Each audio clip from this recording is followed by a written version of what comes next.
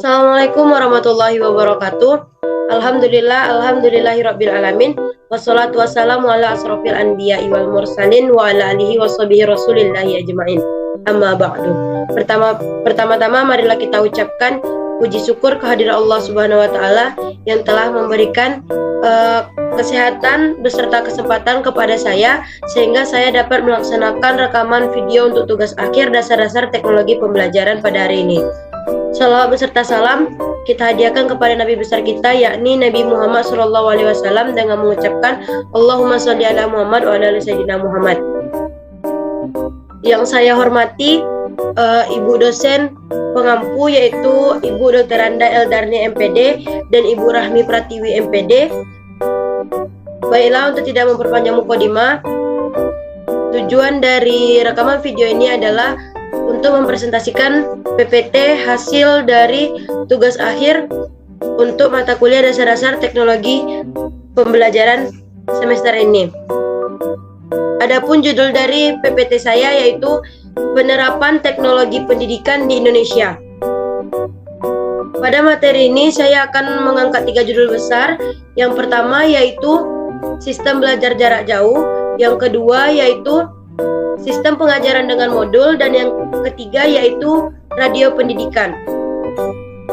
Adapun latar belakang dari tugas akhir saya yaitu pembelajaran merupakan suatu hal yang sangat penting dalam suatu pendidikan. Pembelajaran yang berkualitas tentu saja sangat diharapkan, tidak hanya dari peserta didik tetapi juga bagi satuan pendidikan, orang tua, masyarakat, dan tentu saja adalah pemerintah serta stakeholder lainnya dalam kerangka yang lebih luas. Ada faktor yang turut mendukung sebuah pembelajaran yang berkualitas, di mana pada zaman yang sekarang ini pembelajaran tidak hanya terpusat pada kelas tatap muka saja, tetapi sudah banyak metode pembelajaran yang diterapkan oleh lembaga pendidikan dan lembaga pelatihan, di mana hal ini tidak terlepas dari peran teknologi pendidikan. Kenapa harus teknologi pendidikan?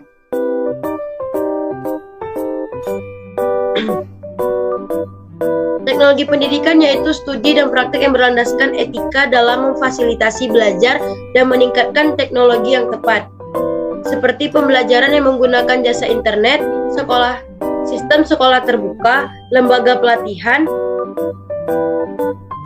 dan lain sebagainya. Semua itulah yang melandasi saya mengangkat judul yang berjudul penerapan teknologi pendidikan untuk tugas akhir saya pada saat ini.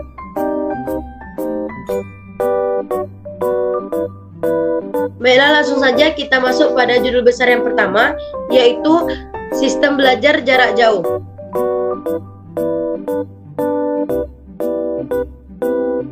Sistem belajar jarak jauh merupakan suatu alternatif untuk memperoleh kesempatan belajar bagi peserta didik atau warga belajar yang karena berbagai alasan tidak dapat mengikuti pendidikan pada sistem pendidikan formal atau konvensional. Pendidikan jarak jauh ini merupakan sistem pendidikan yang bebas untuk diikuti oleh siapa saja tanpa terikat pada batasan akademik lainnya. Sistem ini memberikan kebebasan kepada peserta didik untuk mengikuti kegiatan pembelajaran secara mandiri. Adapun latar belakang dari sistem belajar jarak jauh, yang pertama itu adalah alasan filosofis. Setiap manusia mempunyai hak untuk memperoleh kesempatan belajar tanpa mempersoalkan segala macam bentuk perbedaan. Latar belakang yang kedua yaitu alasan geografis. Bagi masyarakat yang memiliki persoalan mengenal jarak tempat tinggal dengan tempat pendidikan, dengan adanya pendidikan jarak jauh ini merupakan suatu alternatif yang cukup menjanjikan. Latar belakang selanjutnya yaitu alasan sosial ekonomi. Masyarakat masih memandang sekolah merupakan sesuatu yang mahal, baik dari segi biaya maupun dari segi kebutuhan yang harus dikeluarkan untuk mengikuti proses belajar mengajar, sehingga masih banyak ditemui anak-anak yang putus sekolah dan tidak mengikuti pendidikan di sekolah.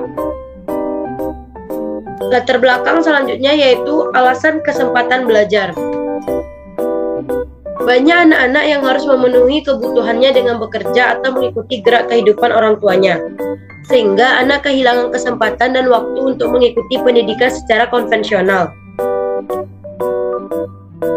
Latar belakang yang terakhir yaitu perkembangan teknologi komunikasi dan informasi. Perkembangan teknologi komunikasi dan informasi telah mendorong berkembangnya pendidikan jarak jauh. Kemudahan-kemudahan yang ditawarkan berkat perkembangan teknologi komunikasi dan informasi juga mendorong perkembangan pendidikan jarak jauh. Selanjutnya yaitu manfaat pembelajaran jarak jauh. Manfaat yang pertama yaitu dapat dipercepatnya usaha memenuhi kebutuhan masyarakat dan pasaran kerja. Manfaat yang kedua, dapat menarik minat calon peserta yang banyak. Manfaat yang ketiga, harapan akan meningkatnya kerjasama dan dukungan pengguna dari lulusan. Yang keempat, tidak terganggunya kegiatan kehidupan sehari-hari karena pola jadwal pembelajaran yang luas. Materi selanjutnya yaitu prinsip-prinsip dalam pembelajaran jarak jauh.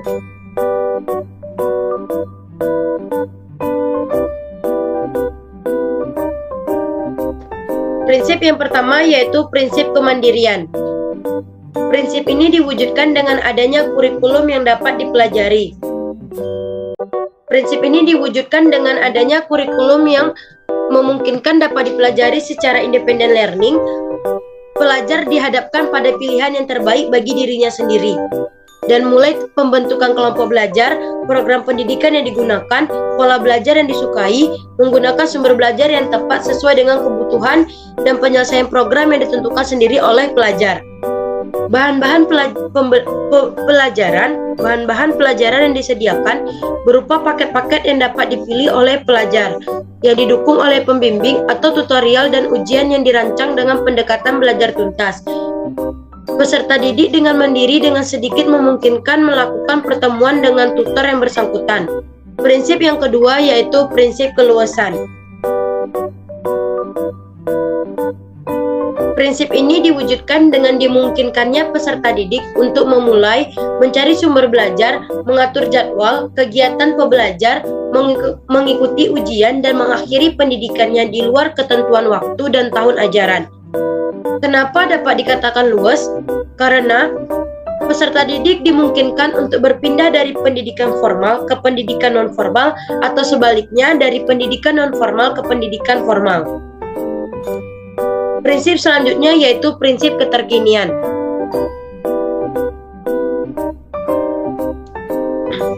Prinsip keterkinian ini diwujudkan dengan tersedianya program pembelajaran yang pada saat ini yang diperlukan atau just in time.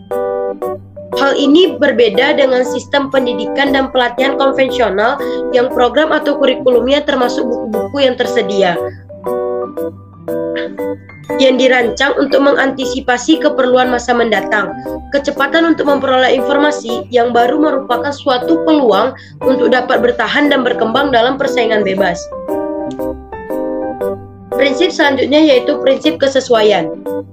Prinsip kesesuaian ini terwujud dengan tersedianya sumber belajar yang terkait langsung dengan kebutuhan pribadi maupun tuntutan lapangan kerja atau kemajuan masyarakat.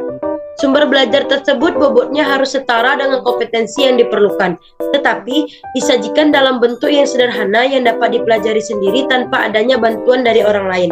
Prinsip ini disesuaikan dengan kebutuhan dan latar belakang dari peserta didik.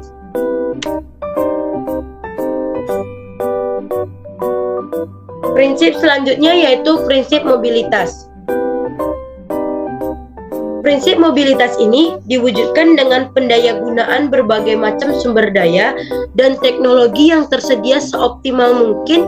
Pemberdayaan ini dilakukan segala sumber di sekeliling pelajar akan membantu peserta didik untuk dapat menggunakan sumber tersebut sebanyak mungkin, sehingga peserta didik tidak merasa kerepotan mengenai sumber belajarnya. Prinsip selanjutnya yaitu prinsip efisiensi.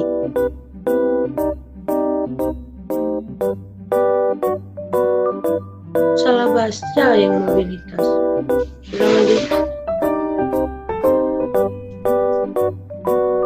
Prinsip selanjutnya yaitu prinsip mobilitas.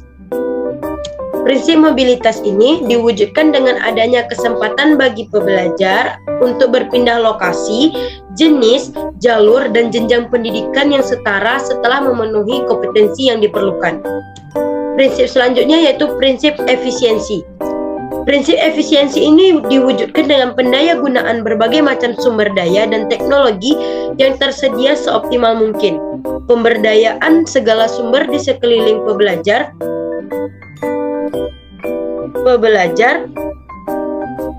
akan membantu pembelajar itu untuk dapat menggunakan sumber tersebut sebanyak mungkin, sehingga seorang pembelajar tidak merasa kerepotan mengenai sumber belajarnya.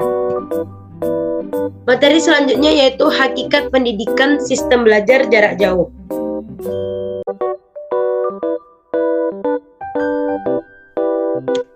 Yang pertama yaitu pendidikan sepanjang hayat. Yang dimaksud dari pendidikan sepanjang hayat ini adalah kita sebagai manusia memiliki hak asasi dari kita masih dalam kandungan hingga kita nanti masuk ke dalam liang lahat. Kita itu berhak untuk memperoleh yang diperlukan kita untuk pertumbuhan dan perkembangan diri kita sesuai dengan norma-norma yang berlaku dalam masyarakat. Hakikat yang kedua yaitu pemberdayaan pelajar. Sistem pendidikan memperhatikan kepentingan pelajarnya, kondisi dan karakteristik dari seorang peserta didik dengan cara menyelenggarakan berbagai pola pilihan pembelajaran, sumber belajar, dan strategi dan pengelolaannya. Hal ini sesuai dengan tuntutan dari kebutuhan pendidikan formal. Hanya saja, peserta diberi kebebasan untuk menentukan yang terbaik bagi dirinya, sehingga proses belajar mengajar dapat berjalan dengan sangat lancar. Hakikat yang ketiga yaitu pemberdayaan lembaga pendidikan. Dalam pelaksanaan proses pembelajaran, sistem pendidikan perlu diselenggarakan oleh lembaga pendidikan yang khusus untuk merancang keperluan tersebut. Bentuk-bentuk lembaga pendidikan yang dikhususkan saat ini sudah dapat kita lihat seperti adanya universitas terbuka, sekolah dasar pamong, dan sekolah SMP terbuka atau SD kecil. Tujuan dari adanya lembaga pendidikan tersebut untuk memusatkan kegiatan yang bersangkut paut dengan pelaksanaan pendidikan. Hal ini dinamakan pelayanan operasional yang dilakukan secara memusat, mencakup registrasi, penyediaan bahan pelajaran, bantuan belajar atau yang disebut tutorial, dan ujian yang paling sederhana yang dilakukan melalui komunikasi. Materi selanjutnya yaitu contoh atau implementasi dari sistem pembelajaran jarak jauh. Yang pertama yaitu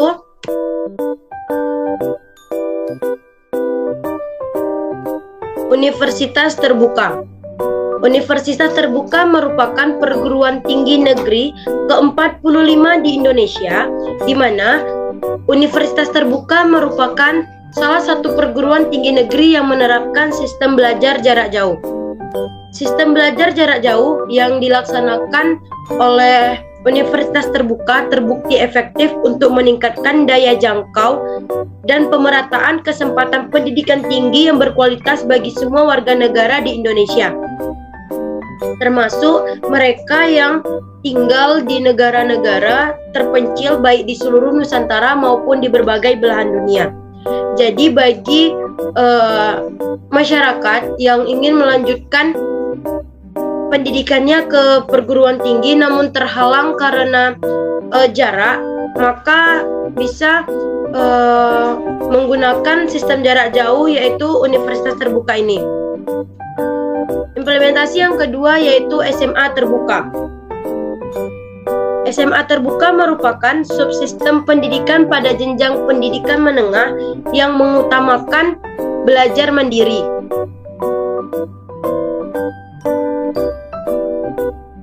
SMA Terbuka juga merupakan model layanan pendidikan alternatif tingkat sekolah menengah yang diselenggarakan oleh reguler.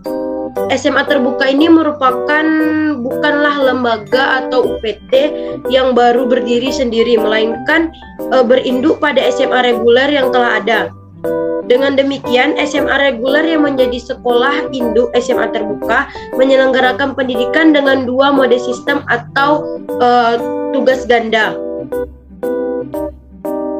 Yang artinya SMA terbuka itu sekaligus melayani dua kelompok peserta didik yang berbeda dengan cara belajar yang berbeda pula. Implementasi dari sistem pembelajaran jarak jauh yang ketiga yaitu adanya SMP terbuka. SMP terbuka merupakan lembaga pendidikan formal yang tidak berdiri sendiri tetapi merupakan bagian dari SMP induk yang dalam menyelenggarakan pendidikannya menggunakan metode belajar mandiri. Implementasi selanjutnya yaitu SD kecil. SD kecil merupakan sekolah dasar yang pada umumnya terdapat di daerah terpencil dengan sistem pendidikan yang berbeda dengan SD konvensional. Jumlah siswa pada SD kecil ini itu maksimal 60 orang dalam satu kelas, dengan kelas itu dari kelas 1 sampai dengan kelas 4 dengan 2 orang guru kelas dan 1 orang kepala sekolah. Proses belajar mengajar diselenggarakan dengan menggunakan modul. SD kecil ini juga didirikan untuk memberikan tempat belajar bagi siswa yang tidak bisa sekolah di SD reguler karena jaraknya terlalu jauh. SD kecil biasanya didirikan di daerah terpencil, jauh sekali dari perkotaan dengan kondisi jalan yang becek atau banyak bebatuan. SD kecil ini menampung anak-anak warga dengan kondisi ekonomi yang sangat miskin.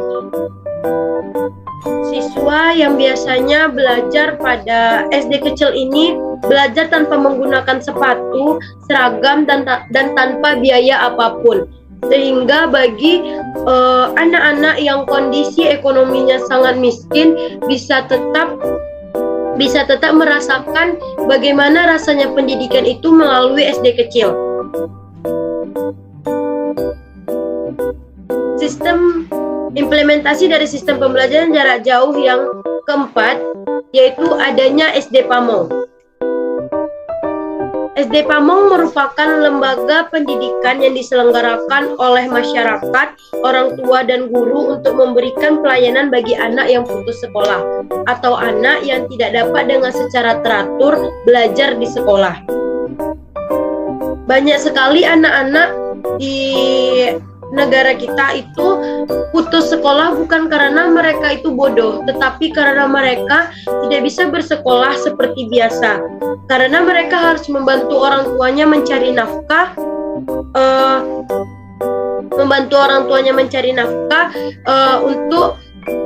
untuk bekerja juga demi kebutuhan mereka, sehingga Indonesia berpikir untuk melahirkan sebuah sistem sekolah yaitu SD Pamong yang diterapkan pertama kali itu di Kebak Krama sejak tahun 1974 dan di Gianyar sejak tahun 1977. Materi selanjutnya yaitu kelebihan sistem belajar jarak jauh. Kelebihan yang pertama yaitu tersedianya fasilitas e-monitoring. Dengan tersedianya fasilitas e-monitoring ini, pendidik dan peserta didik dapat berkomunikasi secara mudah melalui fasilitas internet tanpa dibatasi oleh jarak, tempat, dan waktu. Kelebihan selanjutnya yaitu peserta didik dapat belajar atau mereview bahan ajar. Pada sistem belajar jarak jauh ini, peserta didik dapat belajar atau mereview bahan ajar yang dikasih oleh pendidik kepada peserta didik setiap saat dan di mana saja jika mereka memerlukan bahan ajar tersebut. Kelebihan selanjutnya yaitu peserta didik dapat memperoleh tambahan informasi dari internet. Bila seorang peserta didik memerlukan tambahan informasi yang berkaitan dengan bahan ajar yang akan dipelajarinya, maka ia dapat mengakses atau mencari informasi tersebut melalui internet secara mudah. Selanjutnya, kelebihan selanjutnya yaitu pendidik dan peserta didik dapat berdiskusi dengan jumlah peserta yang banyak. Pada sistem belajar jarak jauh ini, baik pendidik maupun peserta didik dapat berdiskusi melalui internet yang dapat diikuti dengan lingkup orang yang banyak, sehingga menambah ilmu pengetahuan dan wawasan yang lebih luas. Kelebihan selanjutnya yaitu peserta didik dapat benar-benar menjadi titik pusat pada kegiatan belajar mengajar. Pada sistem belajar jarak jauh ini, peserta didik itu akan menjadi titik pusat dalam kegiatan belajar mengajar karena pendidik senantiasa mengacu kepada pembelajaran yang mandiri untuk pengembangan diri sendiri dari peserta didik tersebut. Jika tadi kelebihan dari sistem belajar jarak jauh, maka ada kekurangan dari sistem belajar jarak jauh. Yang pertama itu sistem belajar jarak jauh ini kurang interaksi antara pendidik dengan peserta didik. Karena jarak yang jauh mengakibatkan kurangnya interaksi antara pendidik dan peserta didik atau bahkan antar peserta didik satu dengan peserta didik lainnya. Kurangnya interaksi ini mengakibatkan terlambat terbentuknya value dalam proses pembelajaran. Kekurangan selanjutnya yaitu terabaikannya aspek akademik dan aspek sosial. Pada sistem belajar jarak jauh ini akan terjadi kecenderungan mengabaikan aspek akademik atau aspek sosial dan sebaliknya yang mendorong tumbuhnya aspek bisnis atau komersial. Kekurangan yang selanjutnya yaitu adanya hambatan dalam kegiatan pembelajaran. Adapun hambatan yang terjadi dalam kegiatan pembelajaran yaitu masalah ketepatan dan kecepatan pengiriman modul dari pusat pengelolaan pembelajaran jarak jauh kepada peserta didik di daerah yang sering tidak tepat waktu dan karena dapat menghambat kegiatan pembelajaran. Kekurangan yang selanjutnya yaitu adanya kecenderungan peserta didik yang tidak mempunyai motivasi belajar. Kekurangan selanjutnya yaitu adanya kecenderungan peserta didik yang gagal. Kenapa gagal? Karena dengan sistem belajar jarak jauh ini peserta didik banyak yang tidak mempunyai motivasi belajar yang tinggi, sehingga peserta didik tersebut cenderung gagal dalam aktivitas proses belajar mengajar.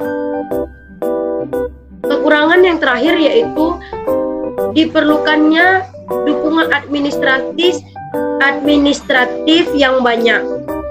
Kenapa demikian? Dengan sistem belajar yang jarak jauh, dukungan administratif untuk proses pembelajaran jarak jauh dibutuhkan untuk melayani jumlah peserta didik yang mungkin sangat banyak, sehingga kita memerlukan dukungan administratif yang banyak juga untuk melayani peserta didik yang banyak.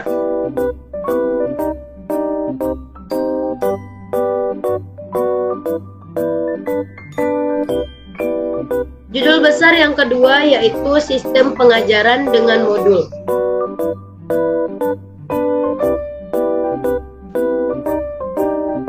Adapun pengertian dari modul adalah modul merupakan jenis kesatuan kegiatan belajar yang terencana, dirancang untuk membantu siswa secara individual dalam mencapai tujuan belajar. Modul ini dipandang sebagai paket program pengajaran yang terdiri dari komponen yang berisi tujuan, bahan, metode pengajaran, dan alat media, serta sumber belajar dan evaluasinya. Materi yang selanjutnya yaitu karakteristik dari sistem pengajaran dengan menggunakan modul. Modul mempunyai beberapa karakteristik. Yang pertama itu ada berbentuk unit pengajaran terkecil dan lengkap. Yang kedua, berisi rangkaian kegiatan belajar yang dirancang secara sistematis. Yang ketiga, berisi tujuan belajar yang dirumuskan secara jelas dan khusus. Yang keempat, memungkinkan siswa untuk belajar mandiri dan merupakan realisasi perbedaan individual serta perwujudan pengajaran individual.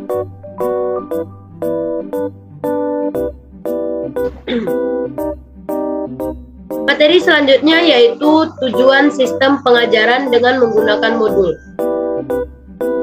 Penggunaan modul dalam kegiatan belajar mengajar bertujuan agar tujuan pendidikan bisa dicapai secara efektif dan efisien. Para siswa dapat mengikuti program pengajaran sesuai dengan kecepatan dan kemampuan yang ada terdapat pada siswa itu sendiri. Lebih banyak belajar mandiri, siswa dapat mengetahui hasil belajar sendiri dengan menekankan penguasaan bahan pelajaran secara optimal. Materi selanjutnya yaitu langkah-langkah dalam menulis modul. Yang pertama itu adanya menyusun kerangka modul. Yang dimaksud dengan menyusun kerangka modul, kita itu harus menetapkan dan merinci tujuan instruksional, menyusun soal evaluasi, mengidentifikasi pokok-pokok pembelajaran, dan menyusun langkah-langkah kegiatan belajar mengajar dengan semua tujuan dan mengidentifikasi alat-alat yang diperlukan dalam kegiatan belajar mengajar. Yang kedua yaitu menulis program secara rinci. Yang dimaksud dengan menulis program yang secara rinci ini meliputi pembuatan petunjuk guru, lembaran kegiatan siswa, lembaran kerja siswa, lembaran jawaban, dan lembaran tes serta jawaban dari tes evaluasi dari peserta didik. Komponen-komponen modul yang pertama yaitu pedoman guru. Dalam pedoman guru ini terdapat panduan-panduan atau patokan dalam proses belajar mengajar yang dapat dijadikan sebagai patokan oleh peserta didik. Komponen kedua yaitu lembaran kegiatan siswa. Apapun kegiatan yang dilakukan oleh siswa itu harus ada lembaran atau bukti dari evaluasinya. Yang ketiga itu adalah lembaran kerja siswa. Yang keempat itu ada kunci dari lembaran siswa. Yang kelima itu ada lembaran tes. Dan yang terakhir itu ada kunci lembaran tes dari evaluasi seorang peserta didik. Materi selanjutnya yaitu evaluasi dalam pengajaran menggunakan modul. Sistem modul lebih mementingkan kualitas dalam penguasaan bahan pelajaran. Oleh sebab itu, perlu tes formatif pada setiap modul untuk mengetahui tercapainya kriteria modul tersebut. Untuk akhir tahun, biasanya itu ada ajaran yang perlu tes sumatif yang akan mengukur tingkat penguasaan siswa terhadap seluruh modul yang telah dipelajarinya. Materi selanjutnya yaitu peranan guru dengan pengajaran dengan modul. Yang pertama itu ada guru berperan pada saat dimulainya pemakaian modul. Yang kedua, guru berperan pada saat berlangsungnya proses belajar mengajar. Yang ketiga, guru berperan pada saat siswa selesai mengerjakan seluruh lembaran kegiatan siswa dan lembaran kerja. Yang terakhir itu ada pada saat siswa telah menyelesaikan lembaran tes dari evaluasi peserta didik tersebut. Judul besar selanjutnya yaitu radio pendidikan. Saya akan menjelaskan yang pertama itu pengertian dari radio pendidikan. Radio pendidikan adalah radio yang memanfaatkan dunia pembelajaran di mana pola atau ruang lingkup pembelajaran itu ada pendidikan formal, non formal yang meliputi seluruh pembelajaran. Dengan format radio pendidikan dan informasi yang jauh berbeda dengan siaran-siaran radio lainnya yang cenderung lebih besar porsinya kepada siaran hiburan. Radio pendidikan ini mampu menarik perhatian audiens yang haus akan informasi yang objektif dan berbobot. Misal, dalam pelajaran baca tulis, Radio berfungsi untuk menimbulkan motivasi untuk belajar baik sendiri maupun berkelompok, juga untuk memobilisasi pendapat dan meningkatkan daya ingat dari anak. Materi selanjutnya yaitu latar belakang dari radio pendidikan. Dengan adanya media radio pendidikan ini dapat ada perkembangan baru yang memberi nuansa positif dalam penyebar luasan informasi pendidikan. Meningkatnya pemahaman masyarakat tentang program pendidikan akan meningkatkan kemauan masyarakat untuk terlibat dan dalam mensukseskan program-program pendidikan yang dicanangkan oleh pemerintah. Secara sederhana kita dapat sadari bahwa program siaran pendidikan ini dari media radio akan memberi pembelajaran kepada masyarakat beserta pendengar yang akhirnya akan meningkatkan wawasan dan pengetahuan masyarakat secara luas. Materi selanjutnya yaitu karakteristik radio pendidikan. Yang pertama yaitu bersifat langsung. Suatu pesan yang akan disiarkan oleh radio ini dapat dilakukan tanpa proses yang rumit. Yang kedua itu radio dapat menembus jarak dan rintangan. Suatu pesan yang akan disiarkan dari suatu tempat di suatu negara dapat disampaikan secara seketika di tempat lain, negara lain, dan benua lain. Yang selanjutnya yaitu mengandung daya tarik. Yang pertama itu ada kata-kata lisan, yang kedua itu ada musik, dan yang ketiga itu ada efek suara. Ketiga ini merupakan daya tarik yang ada pada radio pendidikan. Materi selanjutnya yaitu kelebihan radio pendidikan. Kelebihan yang pertama yaitu radio memiliki lambang komunikasi yaitu yang bersifat auditif. Radio tidak menuntut sasarannya untuk memiliki kemampuan membaca dan memiliki kemampuan melihat, tetapi radio hanya menuntut sasarannya itu untuk memiliki kemampuan mendengar saja. Kelebihan yang kedua yaitu radio mempunyai kemampuan daya tangkap yang tinggi. Meskipun pesawat dari radio itu berukuran kecil serta harganya yang murah, sehingga orang dapat membawanya dan mendengar di mana saja, siapa saja, kapan saja, di mana saja, dan mengenai apa saja, orang bisa mendengarkan acara siaran radio. Karena pemakaian radio telah memasyarakat, mulai dari kalangan paling bawah hingga kalangan tingkat atas. Kelebihan selanjutnya yaitu penggunaan radio itu amat praktis. Kita hanya tinggal memutar tuning pengubah gelombang dan mencari siaran yang memenuhi selera kita sendiri. Kelebihan selanjutnya yaitu ketika mendengarkan radio, seseorang dapat sambil mengerjakan pekerjaan lainnya. Ketika kita mendengarkan radio, kita bisa sambil mengerjakan pekerjaan rumah, mengerjakan tugas sekolah, dan lain sebagainya. Sehingga kita tidak harus terpusat pada radio itu saja. Kelebihan selanjutnya yaitu radio memiliki kelebihan dalam kecepatan menyampaikan pesan dibandingkan media massa lainnya seperti televisi, surat kabar. Pesan yang disampaikan melalui radio ini akan sampai ke pendengar sesaat setelah diudarakan, secara serentak pada waktu bersamaan di berbagai penjuru. Materi selanjutnya yaitu kekurangan pada radio pendidikan. Kekurangan yang pertama yaitu bersifat auditif.